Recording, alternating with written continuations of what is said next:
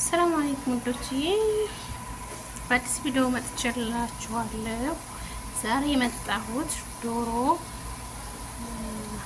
ዶሮ በሌሙን አሲር ጨምሬበታለሁ። 3 ራስ ሽንኩርት በዘይቱን ነው ያቆላላሁት። ያኔ ወደ አሰራሩ ስንሄድ ማለት ነው።